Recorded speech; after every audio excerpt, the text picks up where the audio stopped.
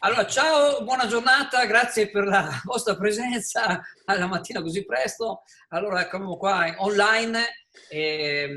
Ortensio Crepaldi, che è il presidente del comitato di frazione di Calino Isola Verde, e Beniamino, consigliere comunale di Forza Italia, e nonché anche candidato alle elezioni regionali.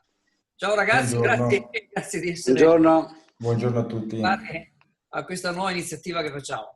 Allora, io direi di partire subito, abbiamo guardato un po' di articoli, io partirei proprio con il discorso, qua sul Gazzettino di oggi c'è un articolo che dice no del TAR alle discoteche, i locali resteranno chiusi ma il boom di feste private. Dalle Eolie alla Lombardia, sanzioni ai party abusivi nelle ville e nelle piscine. I gestori dei locali ingaggiano detective per scoprire i rave illegali e denunciarli. Qui direi, Beniamino, passo subito la parola a te, visto che insomma hai diversa esperienza di queste cose. Beh, sotto il profilo organizzativo, diciamo che il provvedimento che è uscito nel sospendere tutte le attività e gli eventi danzanti è un provvedimento che usa due pesi e due misure. Almeno a mio avviso, almeno per una riflessione che possiamo fare e che possiamo anche completare con un dibattito, insomma, qui tra di noi.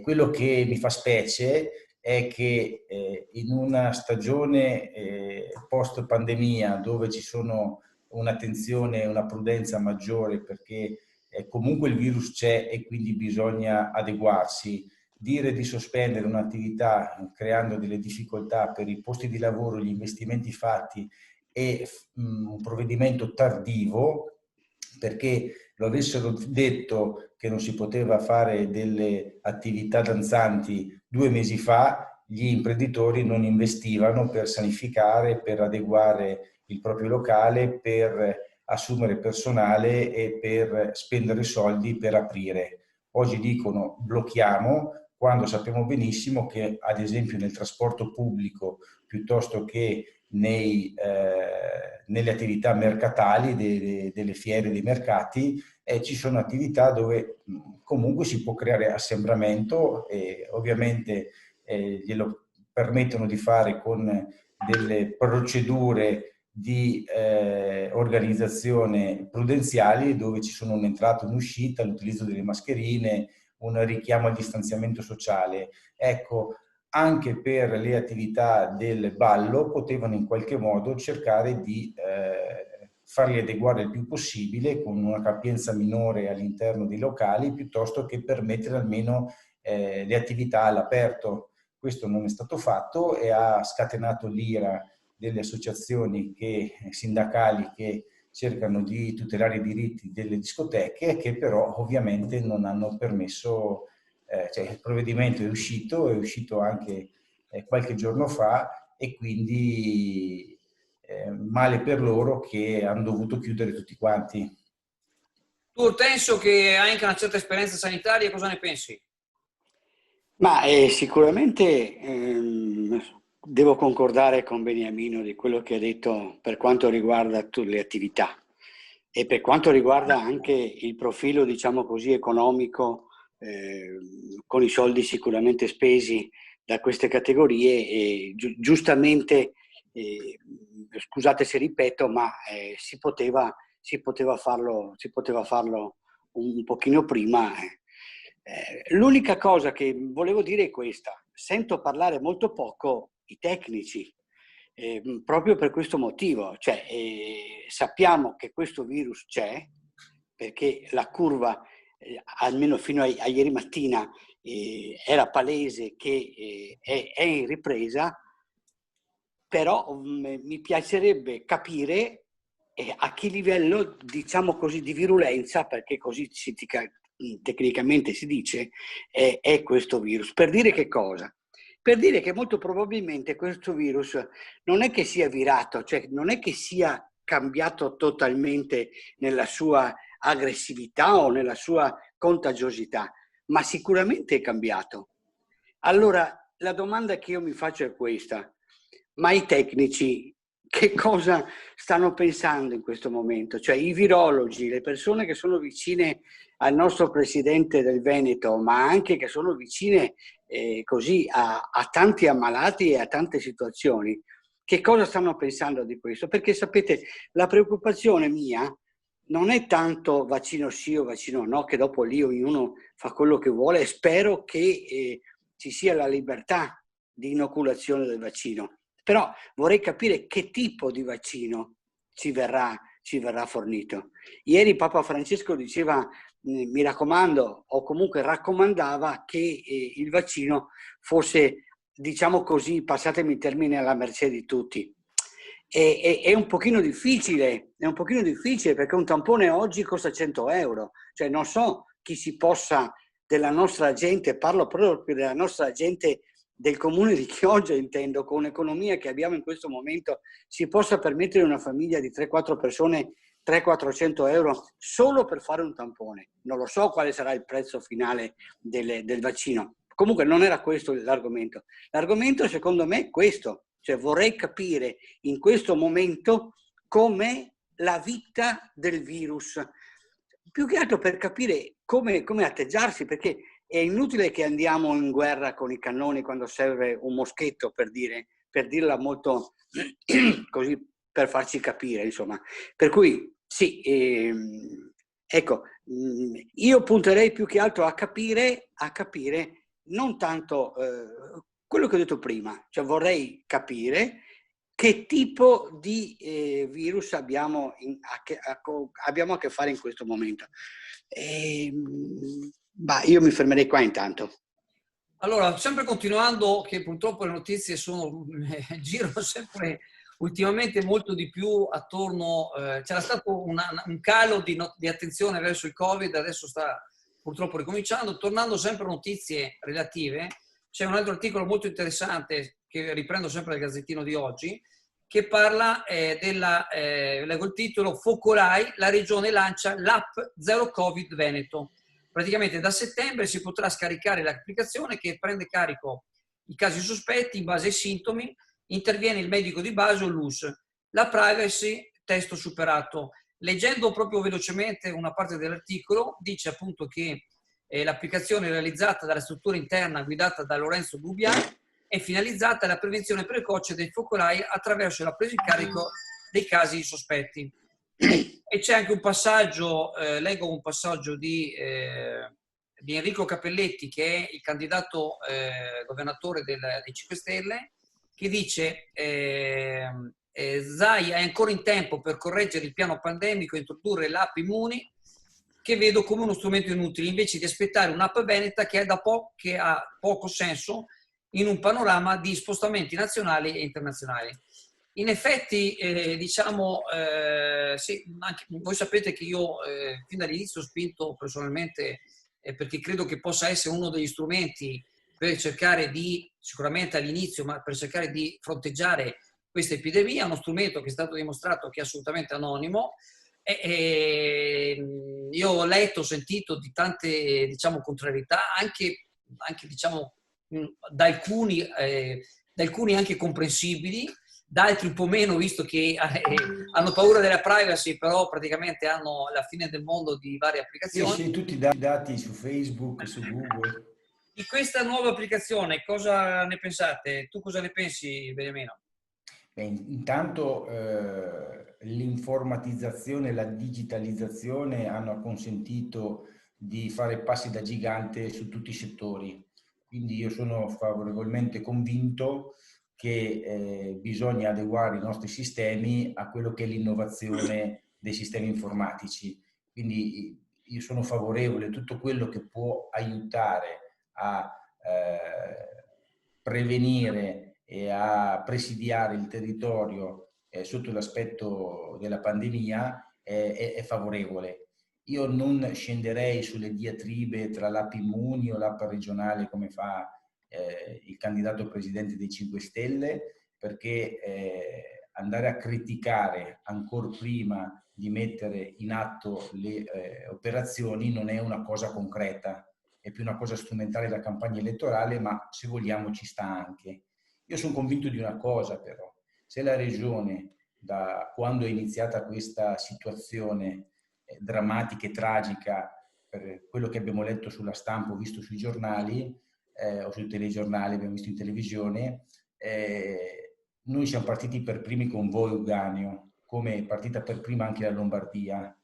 Non abbiamo fatto la fine della Lombardia noi, vuol dire che in Veneto abbiamo un sistema sanitario, io dico il primo tra i sistemi sanitari regionali in Italia, e abbiamo contenuto molto bene questa situazione di crisi, e quindi dovrebbe essere riconosciuto e dovrebbero essere fatti i complimenti al sistema sanitario veneto, con i nostri dottori, infermieri, con tutti quelli che si sono adoperati, anche i volontari che abbiamo visto hanno consegnato le mascherine, cioè c'è stata un'organizzazione ineccepibile.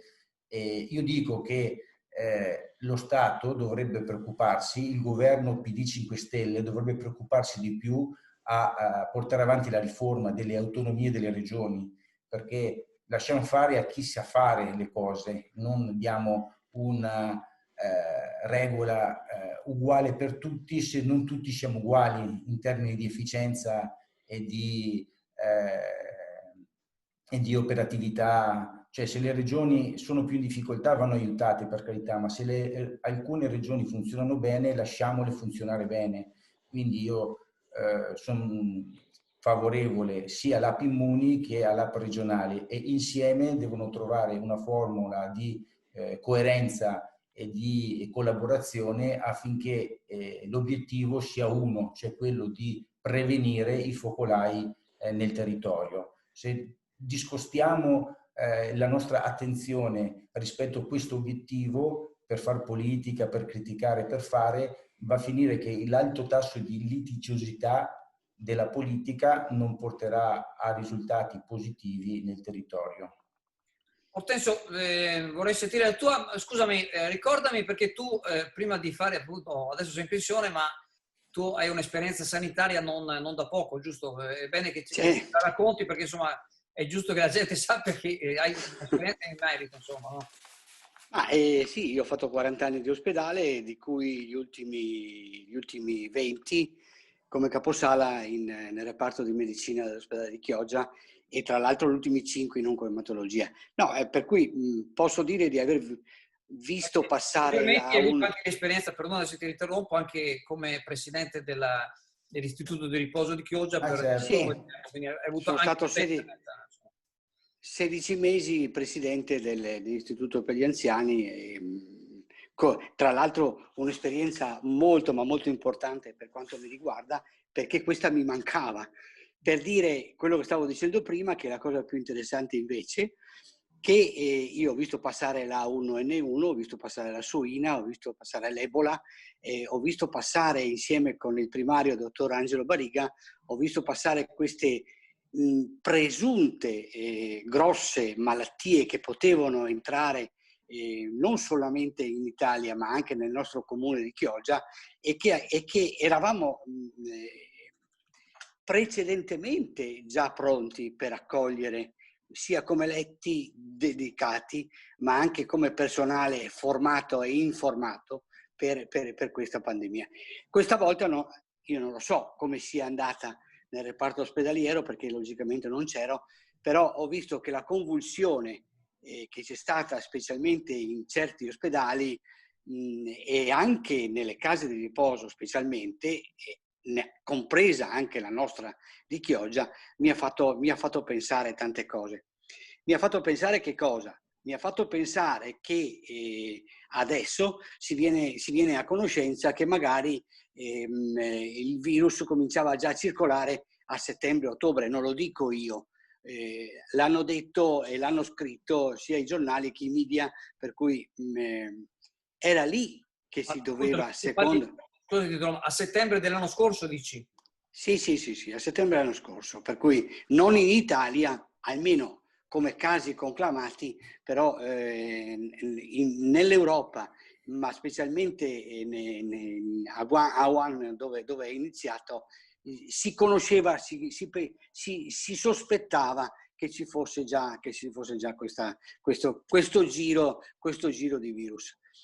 E le app, sì, posso anche essere d'accordo sulle app, non entro sicuramente, e sono ancora una volta d'accordo con Beniamino, se l'app Immuni o quella del governatore Zaia, perché lì è un discorso prettamente politico e di business, secondo il mio punto di vista.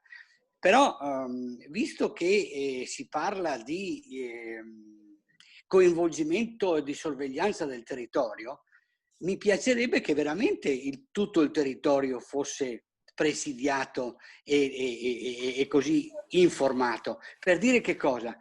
Ma se faccio fatica io, facciamo fatica noi a usare le app, cioè, mi viene da pensare a una grossa fetta, almeno così, anche nel nostro territorio, nel nostro comune di Chioggia, mi viene da pensare quante sono le persone che sono in grado di attivare un'app o comunque di gestirla nel tempo. Perché voi mi insegnate che tante volte questi gruppi, queste app, ma anche l'elettronica così in senso più lato della parola, non è per tutti. Teniamo conto che la fetta di popolazione, diciamo di una certa età, sì, non è che sia molto efferata sull'uso di questa cosa.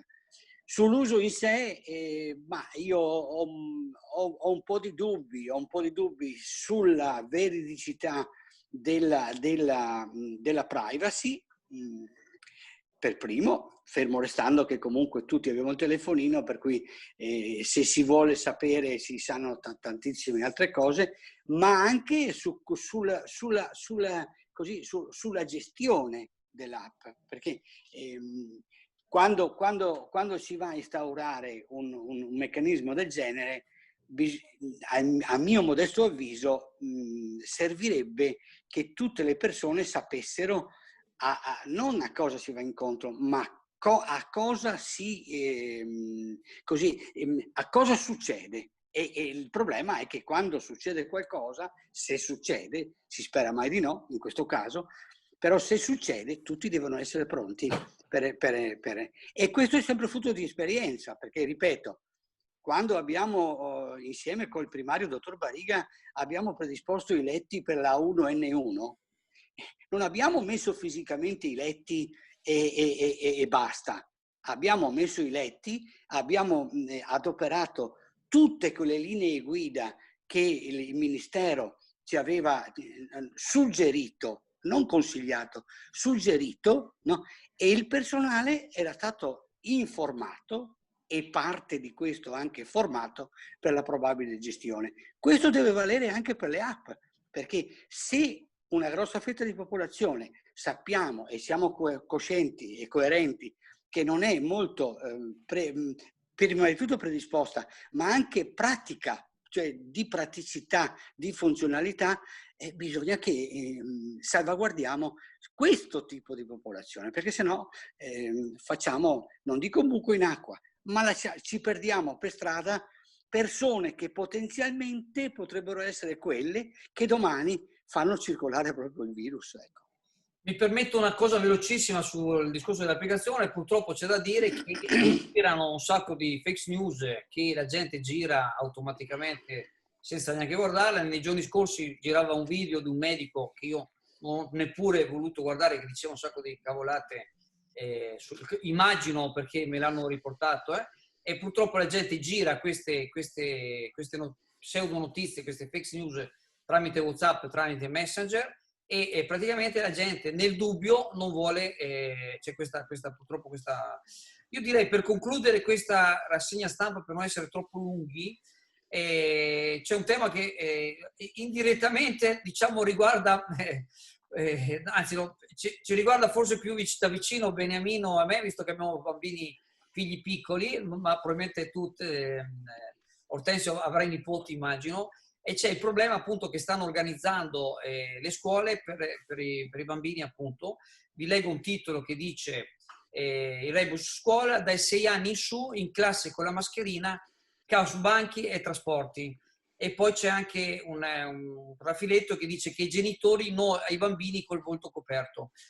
in effetti non abbiamo ancora, ci sono ancora tanti dubbi sul discorso dell'apertura delle scuole, che io per me dico, pur diciamo dandovi ragione su tante delle cose che avete detto, però col senno di poi si possono fare le cose, cioè non si poteva sapere se questo virus, diciamo, come andava e come andava. Comunque tornando al discorso della scuola, è veramente un grosso problema, ci sono veramente tanti dubbi sull'inizio della scuola. Effettivamente questi bambini con la mascherina, io ho mio figlio che ha 8 anni, francamente lo vedo già con la mascherina, uno dei più piccoli ha 8 anni, francamente vederli tutto il giorno con la mascherina, che poi anche la mascherina, avere una mascherina tutto il giorno, non so quanto igienico, insomma, anche quello. Cosa ne dite?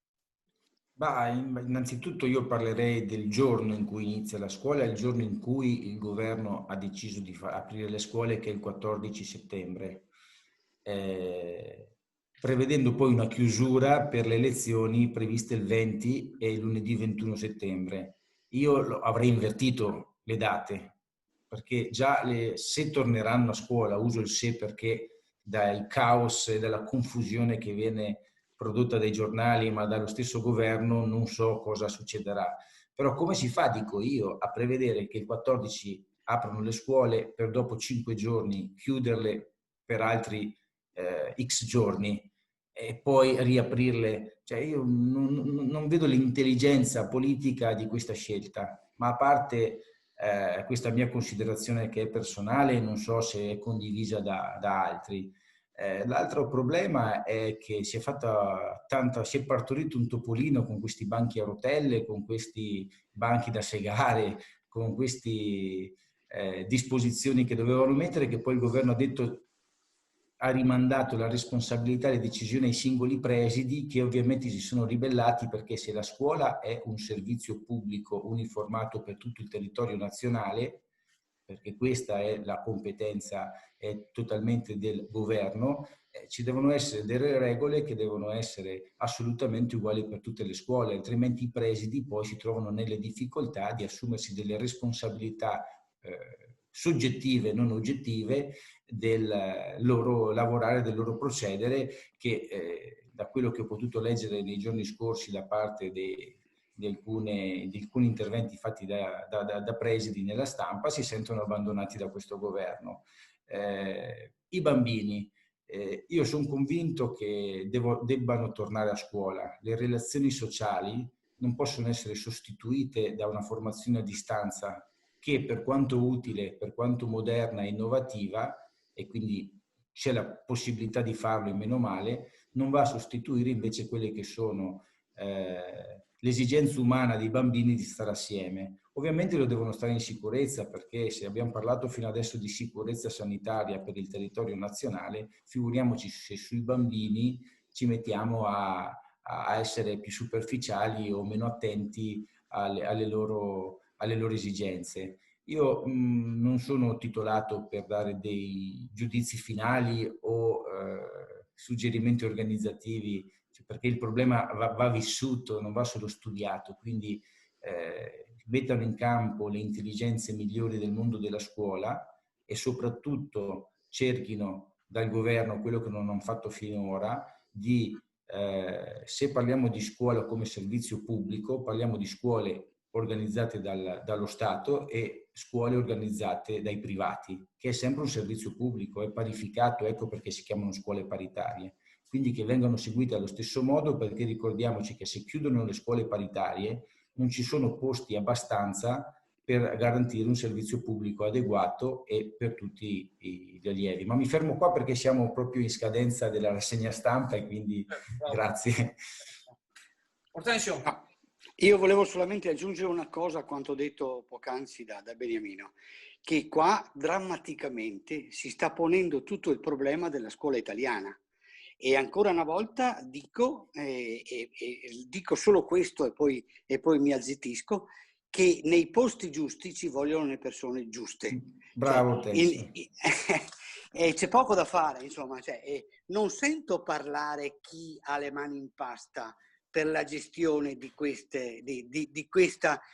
rientro a scuola. Concordo con te, Beniamino, io avrei aperto le scuole anche i primi di settembre. oppure avrei invertito la data delle elezioni. Bravo. Sono completamente d'accordo con te, però la gestione di questa scuola, la gestione di queste aperture, i banchi comprati in Cina, cioè mi pare che la convulsione sia una convulsione, passatemi il termine, solamente politica, non di cattiva, ma di poca conoscenza di come funziona la scuola italiana. E mi permetto di dirlo, non rivolto sicuramente al ministro, ma chi nel ministero sta organizzando questa cosa. Ma le classi sono sempre state classi pollaio. Adesso non si può pretendere che con 25-30 ragazzi su una scuola adesso rimangono in 12, perché automaticamente ci vogliono 2 aule che non abbiamo. E dopo diciamo come sono messe queste aule, ma questo è un altro discorso che magari Andrea ti invito a farlo prossimamente. Ecco, avete capito qual è il mio pensiero? Certo. La cattiva gestione della scuola italiana viene fuori in tutta la sua drammaticità e viene fuori in un momento di emergenza, non di urgenza, di emergenza. Benissimo, concordo in pieno col tuo ultimo intervento. Chiudiamo qui, così riusciamo a stare nei tempi e io vi ringrazio tanto. Grazie a te. Alla prossima. Buongiorno a tutti. Grazie, buongiorno a tutti. Ciao Grazie. Tessio, ciao Andrea. Ciao Beniamino, ciao. Grazie.